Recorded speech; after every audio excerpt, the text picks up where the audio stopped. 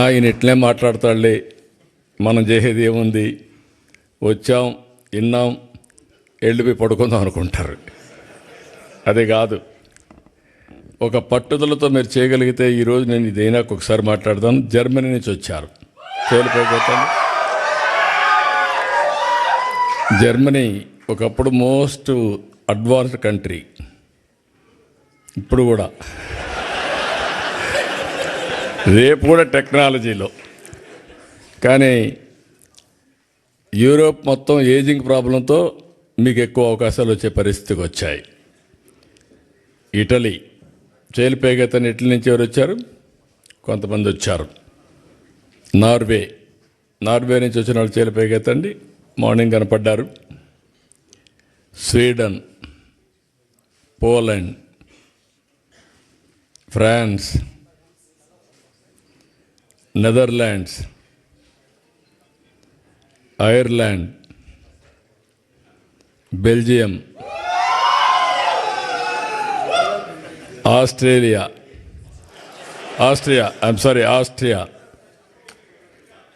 నువ్వు ఉన్నావు. లేకపోతే చాలా కొరతగా ఉంటుంది.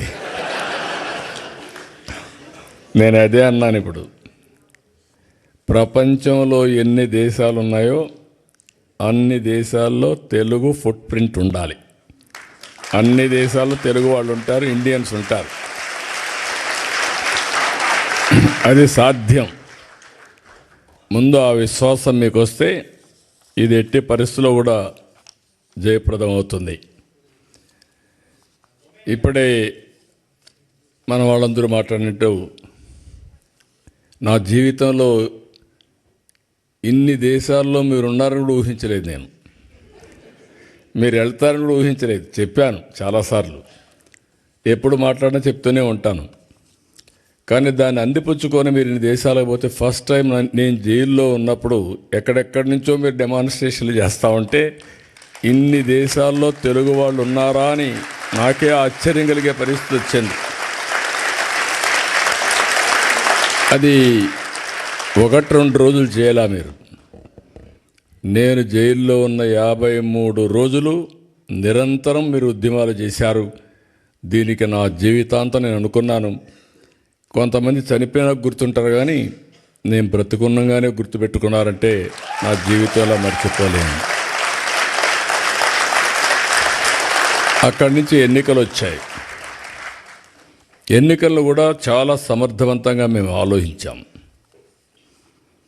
రాష్ట్ర భవిష్యత్తు ఒక పక్క, రాజకీయాల్లో ఉండదగ్గ వ్యక్తి కాని వ్యక్తి ఆ రాష్ట్రంలో ముఖ్యమంత్రిగా ఉంటే ఏం జరిగిందో మనం చూసాం. అందుకని అందరం కలవాలనుకున్నాం. తెలుగుదేశం, జనసేన, బీజేపీ 3 పార్టీలు కలిసి పోటీ చేశాం. పోటీ చేస్తే నాకే ఆశ్చర్యం వేస్తుంది. ప్రపంచంలో ఎక్కడెక్కడి నుంచో వచ్చారు మీరు, నెలల తరబడి అక్కడే ఉన్నారు. ఒక్కొక్కరు మీకు ఎంత శక్తి ఉంటే అంత డబ్బులు ఖర్చు పెట్టి ఎన్నికల్లో గెలిపించారంటే ఇది మా జీవితంలో ఎప్పుడూ మర్చిపోలేని సంఘటన. ఇది అప్పుడప్పుడు చరిత్రలో అనుకుంటాం, కానీ ఇంత స్ఫూర్తిదాయకమైనటువంటి జాతి ఉండడం, నేను ఆ జాతిలో పుట్టడం నా అదృష్టంగా భావిస్తున్నా. అందుకే మళ్ళీ చెప్తున్నా, మళ్ళీ జన్మ అనేది ఉంటే మళ్ళా తెలుగు జాతిలోనే పుట్టాలని చెప్పి భగవంతుని కోరుకుంటున్నా.